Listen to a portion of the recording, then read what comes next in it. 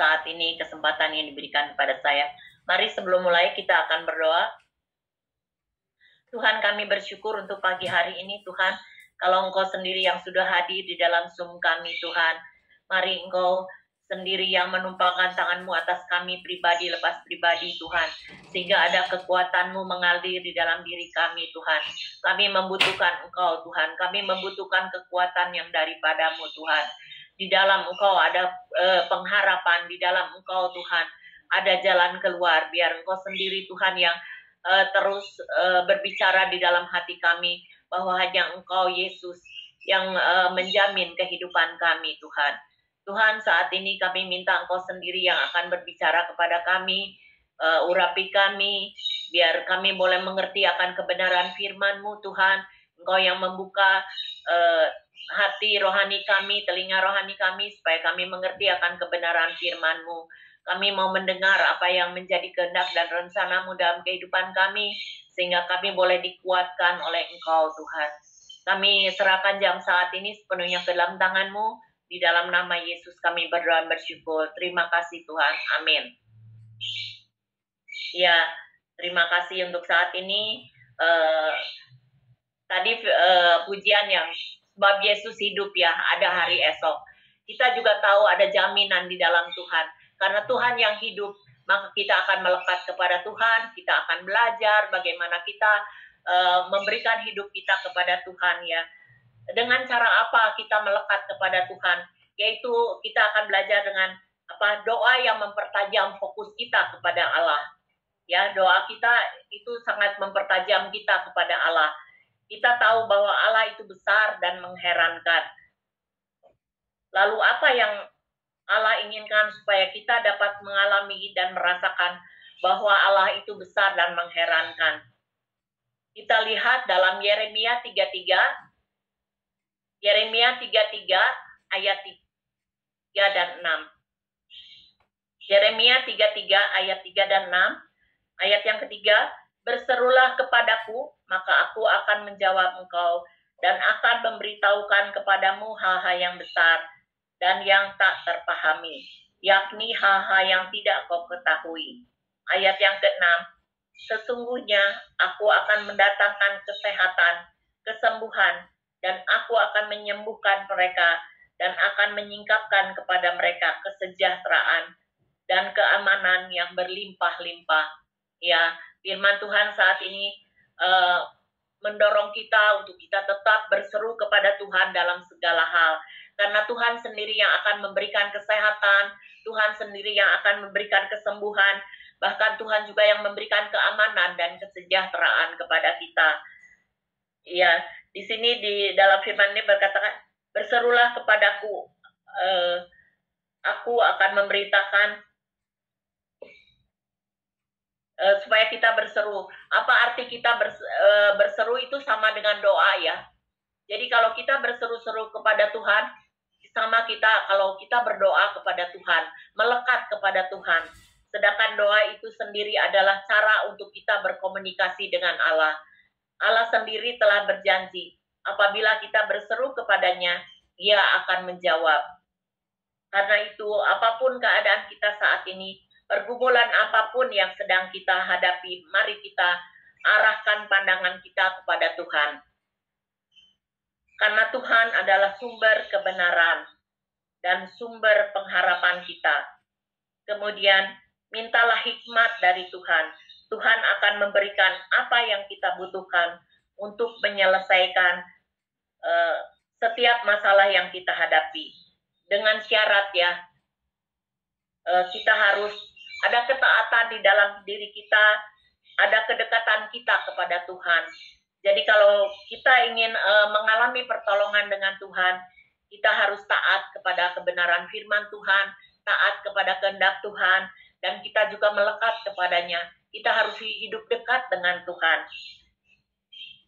Kalau kita hidup dekat dengan Tuhan dan mempercayai Tuhan, Dia akan membimbing kita sekalipun jalan di depan kita berliku-liku, sehingga membuat kita ragu-ragu dan khawatir serta ketakutan. Namun kita akan tetap memegang janji-janjinya. ada di dalam kebenaran firman-Nya, dan kita akan selalu mengingat bahwa Tuhan adalah Allah yang penuh dengan kasih dan penyayang. Jadi kita boleh menikmati kasih setia Tuhan dalam kehidupan kita. Kita boleh melihat bagaimana besar kasih Tuhan di dalam kehidupan kita. Allah mempunyai rencana yang indah bagi kehidupan kita, pribadi lepas pribadi. Rencananya penuh harapan dan dirancang untuk memberi semangat kepada kita, memberkati sehingga kita dapat menjadi berkat bagi orang-orang yang membutuhkan. Banyak orang-orang yang membutuhkan kehidupan kita. Biarlah kita boleh menjadi berkat dalam segala halnya. Dan kemudian kita akan baca dalam Yeremia 29 ayat yang ke-11. Yeremia 29 ayat yang ke-11. Sebab Allah ini mengetahui rancangan-rancangan apa yang ada padaku mengenai kamu. Demikianlah firman Tuhan, yaitu rancangan damai sejahtera dan bukan rancangan kecelakaan, untuk memberikan kepadamu hari depan yang penuh harapan. Ya, jadi rancangan Tuhan itu indah dalam kehidupan kita. Tidak ada rancangan yang mendatangkan kecelakaan dari Tuhan. Tetapi segala rencana Tuhan itu indah dalam kehidupan kita. Allah mengizinkan kita menghadapi kesulitan untuk menyempurnakan iman kita. Ya, jadi Allah mengizinkan semua kesulitan itu untuk menyempurnakan iman kita. Dengan kesulitan-kesulitan yang kita hadapi, iman kita akan bertumbuh.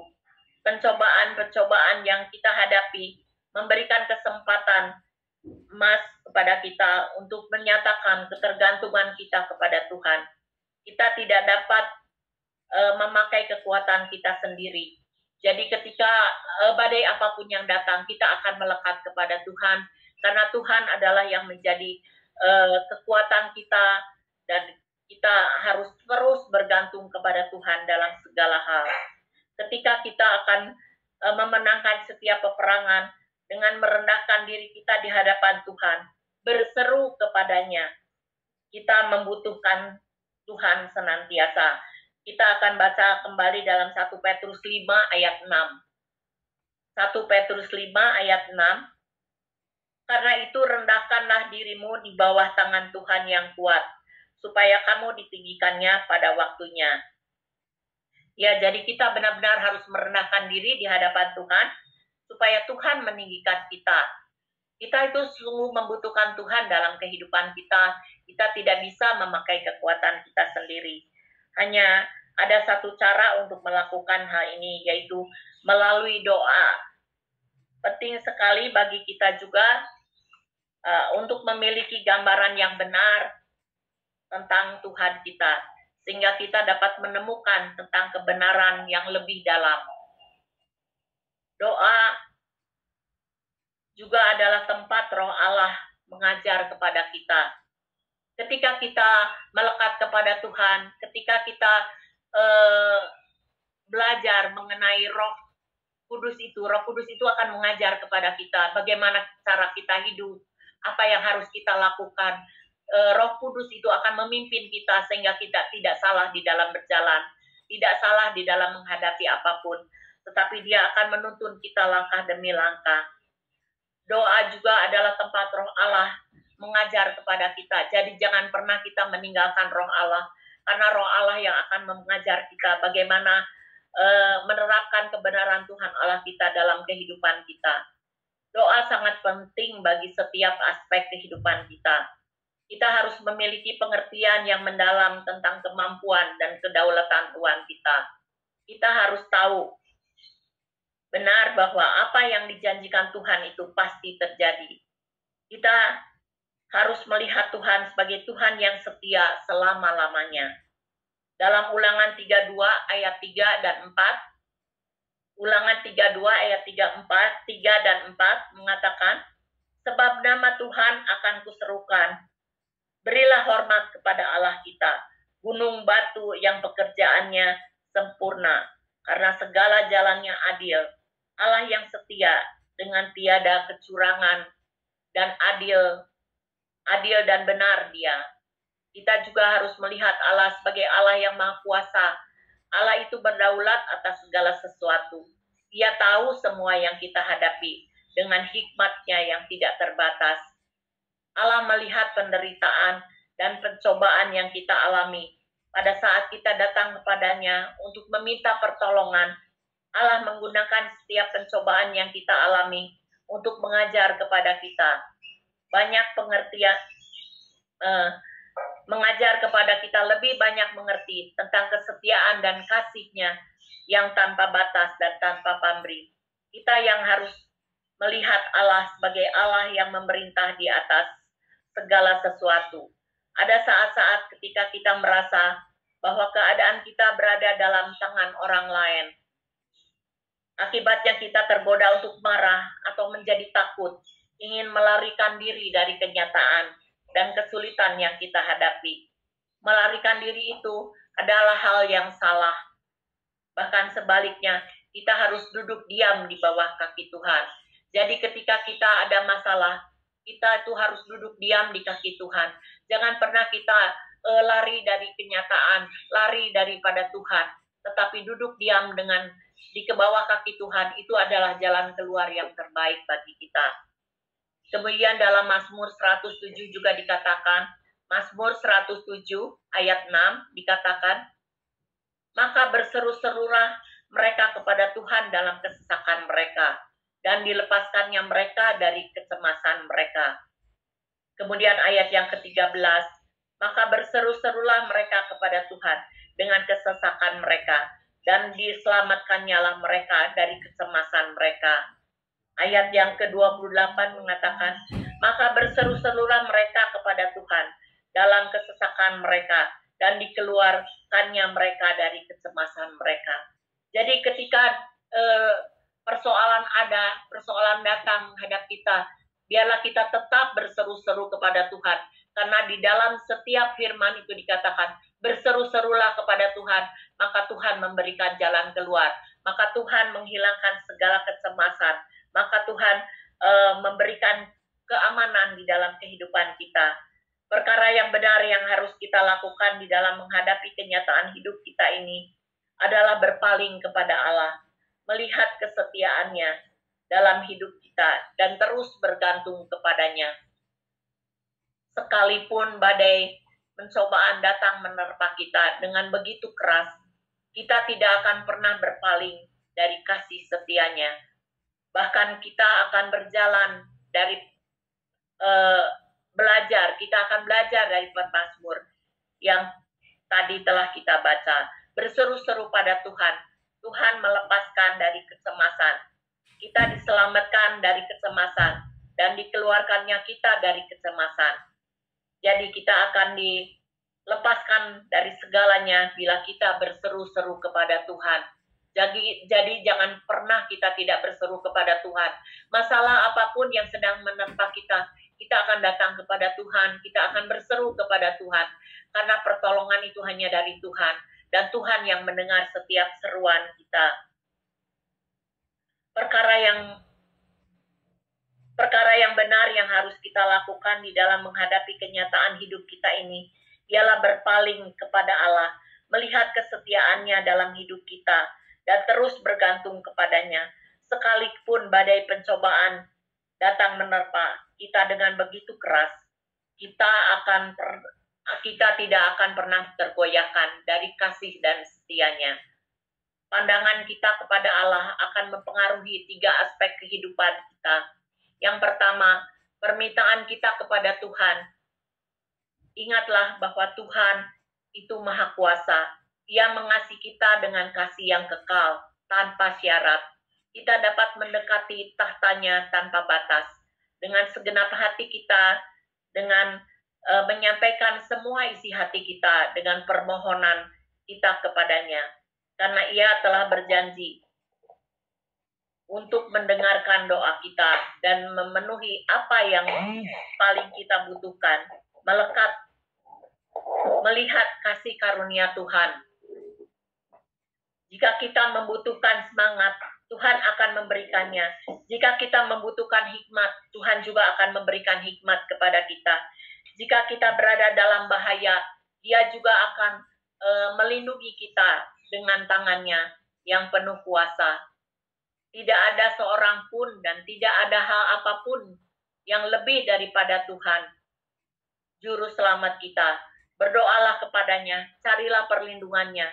Kita akan menemukan kasih-Nya, kuasa-Nya yang ajaib. Kemudian yang kedua, gaya hidup kita.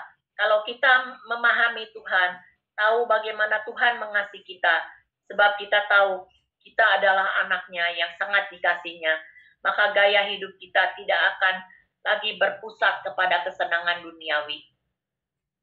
Ya, dalam hal apapun kita akan fokus hidup bersama dengan Tuhan, dan hati kita akan tertuju kepada Tuhan. Dia mungkin akan meminta kita untuk tetap tinggal di tempat yang sulit. Tetapi sementara kita tetap di sana, Ia akan menjaga kita. Bukan memberkati kita secara, Dia akan memberkati kita secara luar biasa, yaitu berkat karena ketaatan kepadanya. Kemudian yang ketiga, iman kita. Doa merupakan tindakan iman. Dengan berdoa kepada Tuhan, kita menyatakan kepercayaan kita kepadanya. Iman kita bertambah pada saat kita berdoa. Ya, jadi ketika kita berdoa, iman kita akan bertambah. Dalam ayat tadi yang sudah kita baca dalam Yeremia 33 ayat 3, berserulah kepadaku, maka aku akan menjawab engkau dan akan memberitahukan kepadamu hal-hal yang besar dan yang tidak terpahami, yakni hal-hal yang tidak kau ketahui. Jadi di luar pemikiran kita, Tuhan akan memberikan solusi yang terbaik, jalan keluar yang terbaik jika kita melekat kepadanya. Allah itu memiliki kuasa yang luar biasa. Tidak pernah sekalipun Ia meninggalkan kita. Allah itu setia dan kudus. Dia adalah batu karang yang teguh, benteng kekuatan kita. Apakah kita semua sudah berdiri di atas batu karang yang teguh, yang tidak digoyahkan oleh apapun? Badai apapun yang datang, ketika kita berdiri di batu karang yang teguh itu, kita tidak akan tergoyahkan oleh situasi apapun. Karena itu biarlah kita semua boleh berada di atas batu karang yang teguh, yaitu Tuhan kita Yesus Kristus, ya.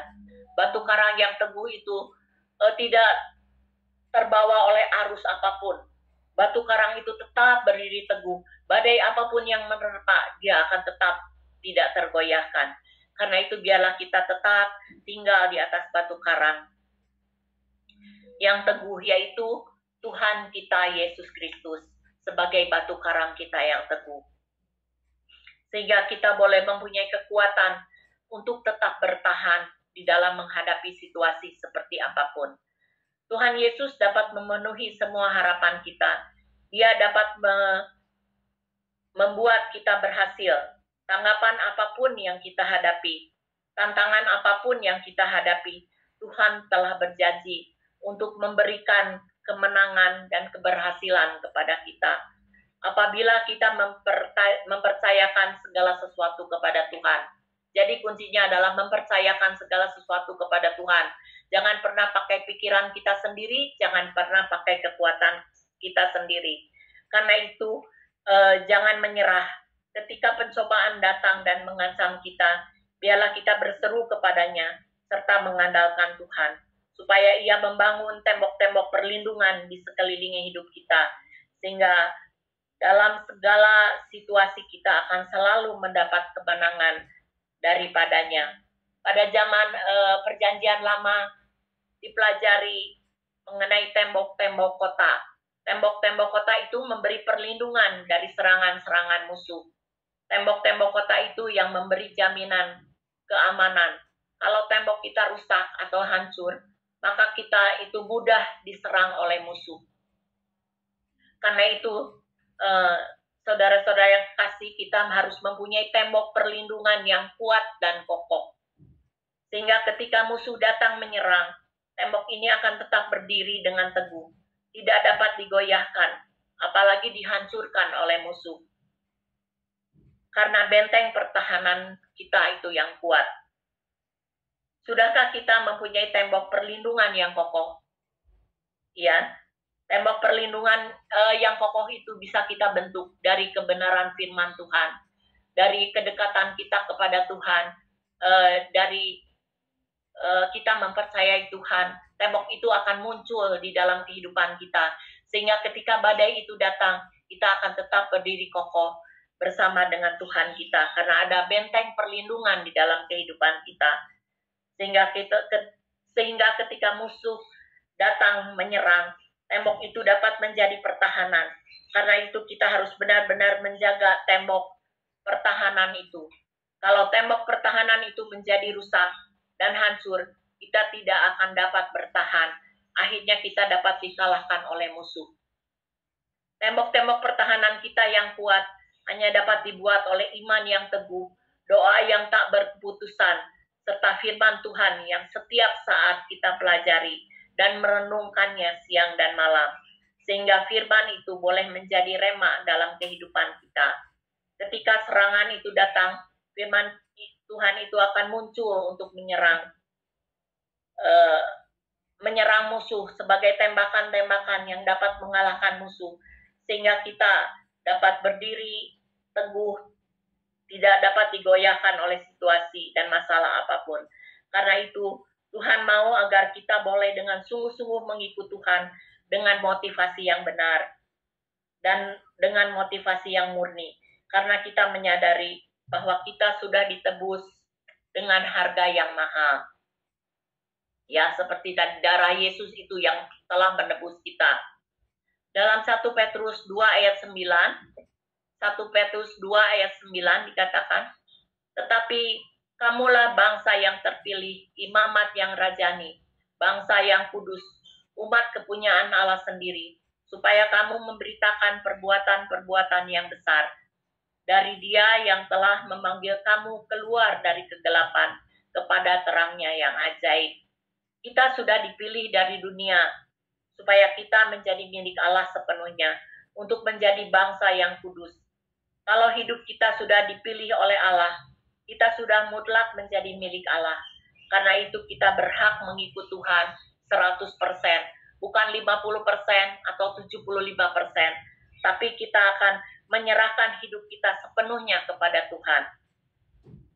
Tema kita hari ini adalah mengenai doa mempertajam fokus kita kepada Allah. Doa adalah penting bagi iman kita untuk kesejahteraan roh kita. Doa sangatlah penting pada saat kita tertekan dan mengalami penderitaan. Tanpa doa kita akan dapat jatuh dalam jurang keputusasaan dan kesedihan yang mendalam, terpaku dalam masalah yang kita hadapi. Jangan kita larut semakin dalam untuk memikirkan apa yang sedang kita hadapi.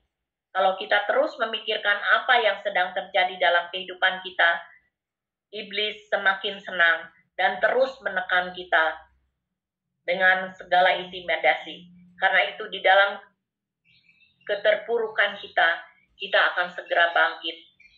Biarlah kesedihan kita, tekanan yang kita alami, dan masalah yang kita alami, kita mau serahkan kepada Tuhan melalui doa-doa kita. Kita akan berseru-seru kepada Tuhan dengan penyerahan total. Biar Tuhan sendiri yang mengambil alih setiap beban dan masalah kita. Jangan pernah pakai kekuatan sendiri. Ketika hati kita mulai berserah sepenuhnya, Ia akan memberikan pertolongannya tepat pada waktunya. Ia tidak pernah datang terlambat, dan Dia juga tidak pernah datang terlalu cepat. Allah tahu keberadaan hati kita yang terdalam.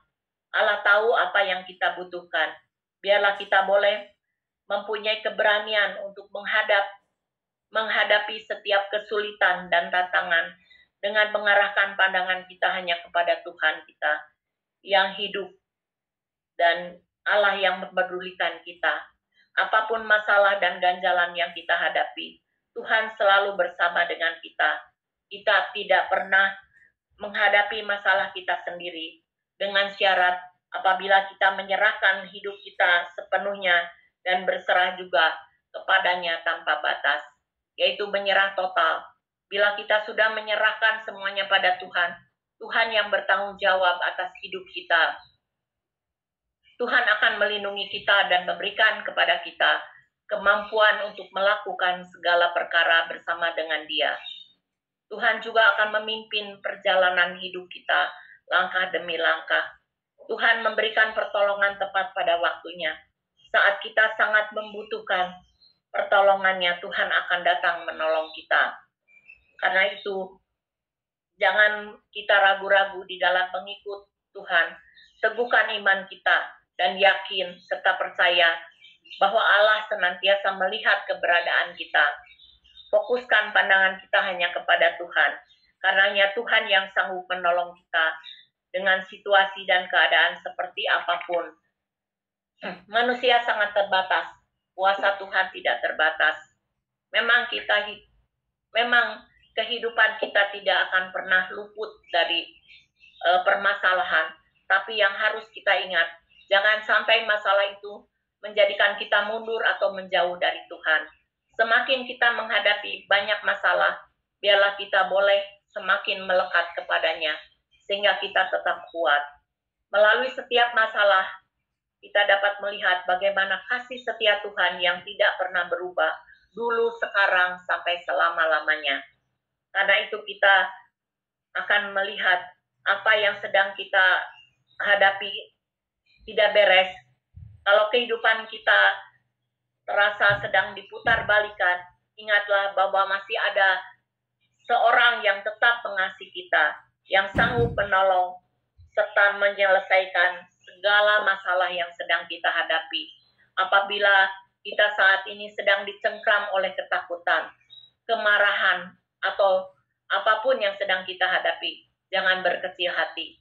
Ingatlah bahwa Tuhan itu dekat, dan Ia akan memberikan kekuatan dan harapan, serta semangat yang kita butuhkan untuk tetap berpijak pada jalan yang benar, dengan duduk diam di bawah kaki Tuhan, sambil mempertajam doa kita, dan mengarahkan pandangan kita kepada Tuhan.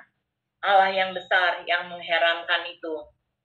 Ya, firman semua yang telah saya uraikan ini bukan hanya sekedar pengetahuan, tetapi kami pernah mengalami semuanya ya.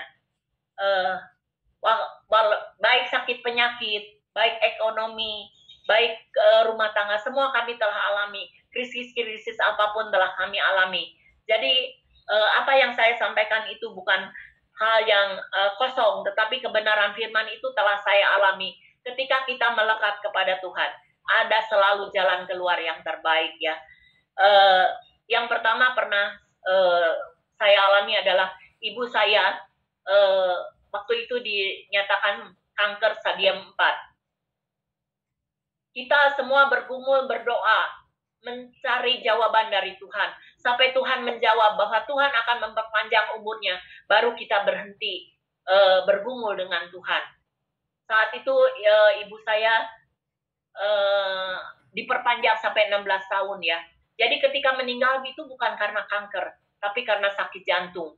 Jadi bagaimana Tuhan itu memberikan solusi, memberikan jalan keluar yang terbaik di dalam setiap permasalahan kita. Kemudian juga dalam kehidupan saya juga banyak sekali sakit penyakit yang harus saya alami, dan selalu ada solusi yang dari Tuhan.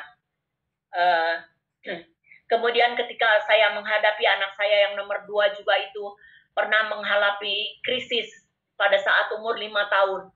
Dia sudah tidak ada harapan hidup lagi. Dan kalaupun hidup dia akan cacat. Tetapi bagaimana Tuhan menolong, memberikan jalan keluar yang terbaik. Ketika kami berdoa, Tuhan memberikan kesembuhan yang sempurna ya. Walaupun secara manusia dia akan ada kelainan, tapi sampai saat ini tidak ada kelainan di dalam kehidupannya. Dia bisa bekerja dengan baik, dia menghasilkan segala sesuatu yang terbaik karena Tuhan yang mendengar doa-doa kami. Kemudian anak yang ketiga, dia mengalami krisis ketika dia berumur 2 tahun ya. Ya, dia kejang-kejang sampai 7 kali, dan menurut dokter itu juga ya sangat sukar lah gitu. Tetapi di dalam Tuhan tidak ada yang sukar. Semuanya dapat dilalui, dan sekarang dia berhasil menjadi dokter yang diberkati Tuhan ya. Kami tahu segala sesuatu bisa dilakukan oleh Tuhan. Tidak ada yang mustahil di dalam Tuhan. Semua yang kita lakukan itu adalah kasih setia Tuhan. Bila kita benar-benar mengandalkan Tuhan, bila kita benar-benar melekat kepada Tuhan, Tuhan itu luar biasa dalam kehidupan kita. Demikian juga dengan krisis ekonomi. Kami mengalami ya bagaimana kami tidak punya uang sama sekali, kami tidak ada makanan sama sekali, tetapi pertolongan Tuhan itu selalu nyata. Jadi pada saat ini ketika kita menghadapi krisis apapun, kita tidak akan beranjak dari Tuhan, tetapi kita akan melekat pada Tuhan. Ketika kita sujud menyembah Dia, Dia akan memberikan pertolongan. Ketika kita tidak punya uang, saya belum pernah meminjam kepada siapapun, saya belum pernah meminta pertolongan dari manusia. Tetapi ketika Tuhan memberikan saya pencobaan dalam krisis ekonomi ini, saya hanya berlutut di bawah kaki Tuhan. Dan saat berlutut itu, Tuhan akan menggerakkan orang-orang untuk memberikan pertolongannya kepada kita. Tapi jangan pernah kita berharap bahwa orang itu akan menolong kita secara pikiran manusia. Tetapi kita harus benar-benar mengandalkan Tuhan. Ketika kita berlutut, akan ada orang yang tergerak untuk menolong kepada kita ya. Kemudian juga dalam krisis rumah tangga, kami pernah mengalami semua bagaimana Tuhan memberikan solusi-solusi yang terbaik ya. Jadi sekali lagi saya katakan, jangan pernah beranjak dari kasih setia Tuhan. Semua yang pernah kita alami sendiri, bagaimana Tuhan menolong kita, memberikan solusi yang terbaik ketika kita berharap kepada Tuhan sepenuhnya. Amin. Mari kita masuk dalam doa. Tuhan, kami bersyukur Tuhan untuk pagi hari ini Tuhan. Kalau firman-Mu boleh menguatkan kami, bahwa kami boleh terus berharap bersandar sepenuhnya kepada Engkau. Dalam situasi seperti apapun Tuhan, kami boleh mengandalkan Engkau yang turut campur tangan dalam kehidupan kami. Karena kami tahu Engkau selalu memberikan yang terbaik bagi hidup kami. Rancangan-Mu adalah rancangan damai sejahtera. Engkau tidak pernah memberikan rancangan kecelakaan dalam kehidupan kami Tuhan. Karena itu kami mau melekat terus kepada Engkau. Kami mau fokus kepada Engkau, tidak fokus kepada masalah kami Tuhan. Tetapi kami mau fokus untuk memandang kepada kebesaran-Mu, bahwa Engkau sanggup melakukan segala perkara bagi kami Tuhan. Saat ini mari Engkau yang mengedangkan tangan-Mu atas setiap anak-anak-Mu yang ada di dalam Zoom ini Tuhan. Mereka yang sedang mempunyai masalah-masalah yang sulit untuk dipecahkan, biar mereka boleh mengandalkan Engkau. Mereka boleh menyerahkannya kepada Engkau, sehingga Engkau sendiri yang memberikan solusi yang terbaik. Pertolongan-Mu ya dan amin Tuhan. Engkau yang akan menolong mereka pribadi lepas pribadi Tuhan. Kuatkan mereka Tuhan, untuk mereka berharap kepadamu sepenuhnya, bahwa Engkau bekerja dengan sempurna dalam kehidupan kami pribadi lepas pribadi. Tidak ada hal yang tersembunyi di hadapan Engkau. Semuanya terbuka di hadapan Engkau Tuhan.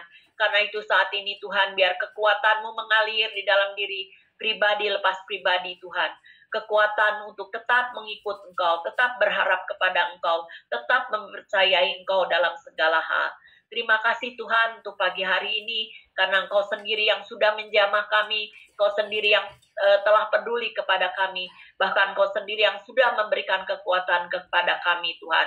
Urapan-Mu terus mengalir atas kami pribadi lepas pribadi Tuhan. Urapan yang dahsyat itu terus memenuhi kami, sehingga pola pikir kami boleh diubahkan Tuhan oleh Engkau. Terima kasih Tuhan, kami hanya mau menyerahkan doa kami ini ke dalam tangan-Mu. Dalam nama Yesus kami berdoa. Terima kasih Tuhan. Amin. Saya serahkan pada Pak Nando.